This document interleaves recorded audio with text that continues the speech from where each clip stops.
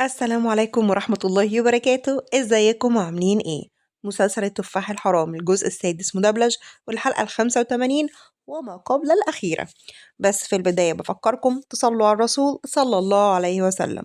وبتبدأ حلقتنا بيلدز بتقول لإندر طب ايه دي بس شوية وإن شاء الله هنلاقيه. أو أقولك احنا لازم نفكر بقى في خطة بيه، يعني لازم نهربك بحيث بقى إن دوجان لو عطر فيكي بعد ما جابر ما طفش من الفرح هيعمل منك كفتة بانيه. فبتقول لها لا قدر الله انا لو طلت جابر دلوقتي انا اللي هعمله كفته بانيه. لو وصلتوا لهنا بقى متنسوش تفعلوا زر الجرس عشان يوصلكوا كل جديد.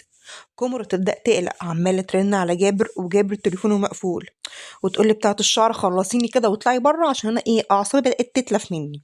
وهنا بتقول لها هندان الموضوع مش مستاهل. فبتقول لها بقاله 3 ساعات ما بيردش عليا. لا خلاص انا هكلم اندر.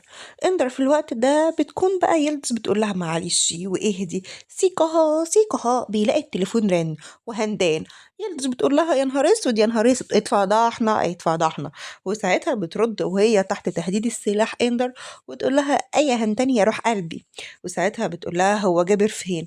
فبتقول لها جابر كان لو كنت اتصلتي 5 دقايق كنت هتلاقيه لسه رايح عند الحلاق. هندام بتقول لها طب اول ما يرجع خليه يكلم كومورو عشان هي قلقانه وعايزه تكلمه. فبتقول لها اندر طبعا طبعا واحنا شويه اصلا وجاي لكم الفندق. فبتقول لها هندان ما تتاخريش. اما يلدز بقى فبتقول شكلها كده مش مصدقانه.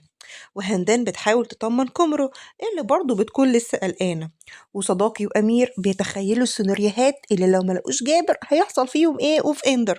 وساعتها أمير بيقول هو في مكان واحد بس هنروحه، والمكان ده بقى بيبقى فيه جابر قاعد زعلان ومتضايق وحاسس كده ان هو هيتجوز دوجان يلدرم مش كومورو خالص، وان هما ضغطوا عليه امبارح كتير قوي وقاعد سرحان. اما كومورو بقى فكان هاين عليها ان هي تعيط وبتطرد كل الناس من الأوضة وبتبقى متوترة جدا.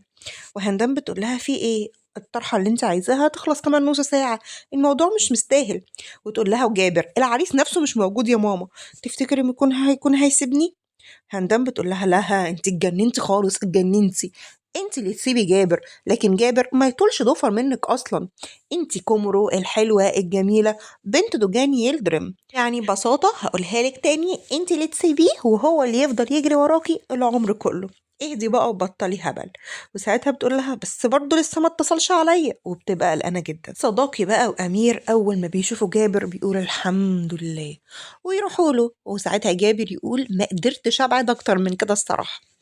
وساعتها صداقي يقول له بص انت لو عايز تخلع من الفرح انا هخلعك بسيطه طالما ما بتحبش كومرو خلاص. فجابر يقول له انت بتقول ايه انا بعشق كومرو بموت فيها، بس كل الناس ضغطوا عليا امبارح قوي حسسوني ان انا هتجوز دوجان يلدرم مش كومرو خالص. فصداقي قال له اه انت بتحبها انت متاكد يعني. هو انت لو بتحبها كنت فكرت في شكلها هيبقى ايه قدام الناس وقدام نفسها، هتجرح قلبها ازاي وتكسره بعد كل اللي مرت بيه كومرو. أمير بيقول له خلاص بقى يا صداقي ما بيحبهاش عادي هي هتعدي الموضوع واحنا نقعد معاها هنا للصبح. وجابر بيقول لهم لا انا مستحيل اعمل كده في كومرو. وهنا صداقي بيقول له طالما مستحيل فيلا بينا بقى يا شبح. وساعتها يقول له اوعى تكون بس كترت في المشروب. فجابر يقول له لا مسحت زوري بس. ويمشي بقى جابر ويشرب المشروب صداقي ويجري وراه. لو وصلتوا لهنا بقى ما تنسوش اللايك الجميل وتصلوا على الرسول صلى الله عليه وسلم عليه الصلاة والسلام. نروح بقى للحظة المنتظرة، وهو إن جابر بيروح لكمرو اللي بتبقى فلجة جمر جمر والله جمر. وساعتها بتبص له بتقول له حلوة، فبيقول لها إيه ده أنتي أحلى من القمر نفسه، إيه الحلاوة دي. وساعتها بتقول له بتحبني، قال لها بحبك بحبك بحبك. وهي بتقول له بالمناسبة دي وعارفة إنه مش وقته بس أنا عاوزة أقول لك حاجة. فبيقول لها قولي يا قلب العمر. فبتقول له أنا عارفة امبارح إن كلنا ضغطنا عليك زيادة عن اللزوم، بس أنا عايزة أقول لك حاجة. لا بابا ولا ماما ولا أختك هتقدر إن هي تتدخل في قراراتنا.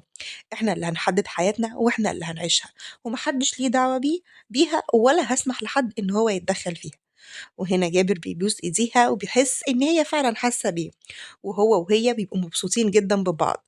وربنا يعني يخلي كل القلوب اللي بتحب كده مع بعضها ويبعد عنها كل العيون الوحشه والتدخلات الطفيفه دي. نروح بقى للفرح والكل مستني وعمال بيسقف، ودوجان والله بيبقى جمر. انا حزينه ان دي اخر حلقه هنشوفك فيها.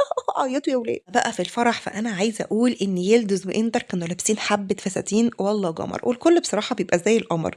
اما بقى كومرو فبتقول ان هي عندها مفاجاه للكل قبل ما يبداوا الفرح، وبتخش المفاجاه وان صداقي هيتجوز وكمان امير هيتجوز.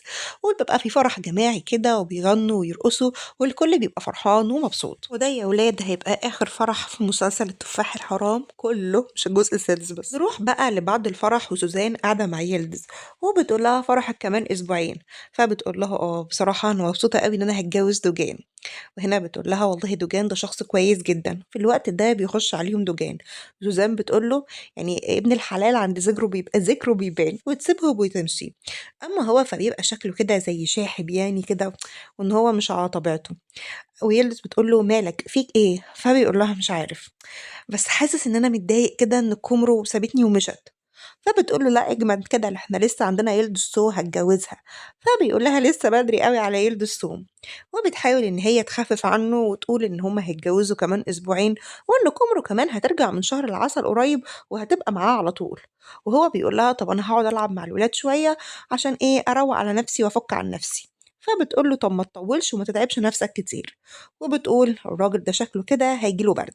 سوزان بقى كانت بتلعب مع الاولاد، يخش عليهم دوجان وهي بتستأذن، وهو يبقى مبسوط جدا باللعبة مع الأولاد ويلعب مع خالد جان ويلدسه وكأنه بيودعهم. وفي نفس الوقت بيبقى حاسس بتعب في صدره، وإن هو زي ما يكون عنده قفص الصدري بيتعبه. وفجأة بتكون قاعدة يلدز مع نفسها وبتقول دلوقتي بقى لو طلعت له وقعدت أقول له أنت كويس أو مش كويس هيقول إن أنا موسوسة. في الوقت ده بيكون خالد جان بيحاول يصحي دوجان اللي بيكون بالفعل مات، وبيقول له عمو دوجان عمو دوجان. وبنته بيلد الصوت بتقول له بابا بابا، بس دوجان بيكون مات. وساعتها خالد جان ما بيعرفش يعمل ايه ودوجان مش عايز يرد عليه، فبيجري بسرعة على يلدز وبيفضل يقول ماما ماما. ويلدز بتقول له في ايه؟ فبيقول لها ان عمو دوجان نايم على الارض ومش عاوز يصحى وانا بصحيه كتير. ساعتها على طول يلدز بتخاف وبتطلع تجري عليه. وهي بتجري على دوجان بتفتكر كل لحظة حلوة ما بينهم، اللحظة اللي هو واقف معاها وإن دفع لها الكارد، وكل اللحظات اللي حصلت ما بينهم من الجزء الخامس للجزء السادس، وقد إيه هو كان أحن راجل معاها وإن هو كان الملاك الحارس ليها، ورغم كل حاجة كان دايما واقف معاها. وبتجري عليه، وساعتها بتعرف إن هو مات. وبعد مرور عامين بنلاقي إن كومرو وجابر وكيكون كومرو حامل ومعاها بنتها أندو. أيوة سميها أندو بدل إندر، يعني شالوا الر وحطوا الواو. وساعتها بتقول لها جده لو كان دلوقتي موجود كان فضل يلعب معاكي ألعاب كتير حلوة وكان حبك جدا. وبعدها تكلم دوجان وتقول له المعزة الشقية انت وحشها قوي، انا بجد انت وحشني قوي يا بابا ومحتاجاك قوي في حياتي. بس انا كويسة. وتفضل تحكي له عن حياتها، بس هي مفتقدة جدا. وبتقول له ان هي حامل في ولد وهتسميه دوجان. أما بقى إندر فبتكون الماركة بتاعتها بقت عالية جدا ووصلت لمرتبة عالية وكبيرة، لأن يلدز بتكون شركتها بعد موت دوجان. ويلدز بعد موت دوجان مش قادرة تتخطاه أبدا، وبتكون عايشة حالة حزن ومنغمسة في العمل وبس. وساعتها إندر بتقول لها جايبالك خبر جامد، طلبوا مننا إن احنا نفتح فرع في إيطاليا وفي الشارع الرئيسي كمان. أنا مبسوطة جدا. وساعتها يلدز تقول لها عادي، ما احنا عمالين نحقق نجاحات كتير. وساعتها إندر تقول لها كفاية بقى، كلنا زعلنا وتعبنا بعد موت دوجان، بس انتي مزوداها قوي، لازم ترجعي لحياتك بقى، انتي كده بتدفيني نفسك بالحياة. فبتقول لها يلدز والله بحاول بس مش قادرة أتخطى خالص موت دوجان. فبتقول لها فكري معايا كده إيطاليا، وهنسافر أنا وإنتي هنحاول يعني نجدد حياتنا. وساعتها يلدز بتبقى بتستمع لها بدون أي شغف، وكأن شغفها في الحياة راح. بصراحة يا جماعة الواحد لو معاه واحد زي دوجان كده يفضل حزين عليه العمر كله. أما بقى زينبو فبتكلم مامتها فيديو كول، لأن بتكون سافرت هي وميليسيا وآتا والنونة الصغننة اللي جابتها لأمريكا وعايشين هناك. وساعتها صداقي بيقول لها وبنتك دي مش حاسة حاسة بغربة؟ قالت له بنتي عندها شهرين، هتحس بالغربة ازاي؟ هتحس بالغربة ازاي؟ وبتسألهم على يلدز وبيقولوا لها إن هي زي ما هي بتحاول تشتغل كتير ومحدش بيكلمها. وساعتها صداقي بيقول لآتا شيلها كويس ظهرها يا آتا. وآتا بيقول له انت محسسني ان انا مأجرها، دي بنتي يا صداقي، سيبني انا عارفه اتعامل معاها. وزينب هنا بتقفل المكالمه معاهم عشان تشوف بنتها. وبيكون سوزان زعلانه جدا على حال يلدز بس مش عارفه تعمل ايه. أما إنجر فبتتكلم على همدان وبتقول إن هي اتجوزت وسافرت لبلد بعيدة. وساعتها بتقول لها أقولك حاجة يا يلدز، عارفة هي سافرت ليه؟ عشان ما تاخدش بالها من أحفادها. فساعتها يلدز تقول لها لا يا حبيبتي، هي زعلت إن هم سموا البت على اسمك. قالت لها لا ده سموها أندو أما أنا إندر، فهم مش زي اسمي خالص. قالت لها لا فرقت الره من الواو. بصي انت خليتيهم يسموا البت على اسمك وهي زعلت واتقمصت وقامت جايه واخده بعضها وماشيه. فبتقول لها ان هندايا دايما بتحب شبابها مش زيك كده، هتدفني نفسك، خديها قدوه لحياتك. وساعتها يلدز تقول لها لا خد قدوه ولا قدوتي، قلتي ايطاليا هنسافر ايطاليا. يوم بقى ما هيسافروا إيطاليا بتكون بقى محضرة لهم ليموزين طويلة، وبيروحوا إيطاليا وبيسهروا في مطعم وبيشوفوا اتنين بقى إيطاليين كده مزين حلوين. وساعتها إندر تقول لها الشباب هيرجع النهاردة يعني هنرجع، احنا بنات وحلوين والبلد اللي محدش يعرفك فيها، اجري ومش هكمل بقى فيها. وساعتها بتقول لها يلدز لا يا ستي ده عمال يبص لنا. وساعتها اندر تقول لها بس عايشي بقى يعني عيشي كده الحياه ونتكلم ونتصاحب وخلاص ومحدش هيعرف حاجه يعني. وبتكون يلدز مش راضيه في الاول الا ان اندر بقى الشيطانه عماله تقنع فيها، لحد لما بتصحى تاني يوم الصبح وتلاقي نفسها مسروقة هي ويلدز. ويلدز تقول لها ده احنا شارين الحاجات دي بملايين. تلاقي احنا اتسرقنا، احنا اتسرقنا ازاي انا مش عارفة. وتخش يلدز وتقول لها ده الهدوم كلها اتسرقت والمجوهرات ملايين.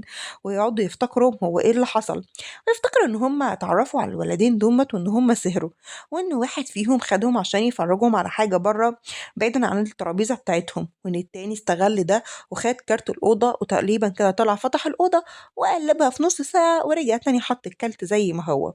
وساعتها إندر تقول لها أنا أتسرق والله ما يحصل، يلا نبلغ البوليس. وبعدها نشوفهم راجعين لتركيا و... وإندر تقول لها بقى من الليموزين للعربية دي. وساعتها يلدز تقول لها كتخيبة اركبي، وانا قلت لك يا اندر بلاش نتعرف على حد وانتي اللي صممتي. فاندر تقول لها لا لا لا انا مستحيل حد يعلم عليا، انا حاسه كده ان انا قدراتي قلت والموضوع ده ما ينفعش ولا يمكن ولا هيحصل. انا لازم اخلي جابر الى ان عمليه من بتوع زمان اختبر فيها قدراتي، او اشوف رجل اعمال يكون اغنى من اغنى اي حد واخلصه بقى من مراته او حبيبته او ايا كان واتجوزه انا مش هسكت. وعلى طول بتنادي الجابر اللي بيقول لهم حلكوا عندي. ببساطه كده في واحده معرفه يعني ابنها لافف على عرضة أزياء وكانت فازت بملكة جمال تركيا من قريب، والبت دي مش عاجبة أمه وعايزة تفصلهم عن بعض. وساعتها بيقول لإندر هتعرفي؟ قالت له هعرف، ده أنا بص مش هفتتهم، هخليهم ما يتقوش يبصوا في وش بعض. معايا يلدز، فيلدز تقول لهم والله انتوا شككتوني في مهاراتي وده شيء ضايقني معاك يا أندورة. أما بقى سيل بتروح لسوزان اللي بتلعب مع خالد جان ويلدز دول اللي كبروا ما شاء الله، وتقول لها صداقي راجع بكرة من الرحلة مع مراته وبيقول لك خلي بالك من العيال وقبل ما يروحوا المدارس هيكون موجود. وساعتها بتقول لها يعني احنا مش هنعرف نخلي بالنا من العيال. الجرس يرن وبتقوم تفتح سوزان، وعريسها المنتظر يا ولاد ايوه تتجوز الحلقه الجايه عمو ده. وبيقول لها انا صاحب صداقي انا العمده بتاع البلد اللي هو كان عايش فيها اللي هي قضنا يعني، وجايب له السله دي وساكن بقى ايه في الفندق الايه اللي سايب له كارته هنا. فبتقول له ماشي خلاص لما هيجي هديله السله. قال لها مش هتقولي لي اسمك بقى مش انا قلت لك اسمي؟ قالت له بعد اذنك احنا بنات محترمات. نروح بقى لإندر ويلدز اللي راحوا يعملوا العملية السرية، وبيشوفوا الولد وقاعد معاه على عارضة الأزياء، وبيقولوا لها بس احنا عرفناكي ملكة جمال تركيا. بصي قمر والله قمر. ويبدأوا بقى يتكلموا معاهم ويقول لهم شكلكم كده حبيبة ولا هتتجوزوا. وساعتها بتقول لها البنت هنتجوز. اما الولد فبيقول لها جواز ايه، انا مش بتاع الجواز، الجواز ده بينهي الحب. وساعتها يلدز تقول لهم والله انا اتجوزت كتير كتير كتير، عايزه اقول لكم ان الجواز ده وجع قلب وخلاص. اما اندر فبتقول احنا نحتفل بقى من دلوقتي لانهم اصلا كده كده هيسيبوا بعض. الولد بقى بيبص لهم وبيقول يعني ان هو الواحد يفضل عايش كده مع حبيبته وخلاص. اما البنت فبتقول لا اهم حاجه الاستقرار. وهنا بقى بتخلص الحلقة ونكملها الحلقة الجاية والحلقة الأخيرة.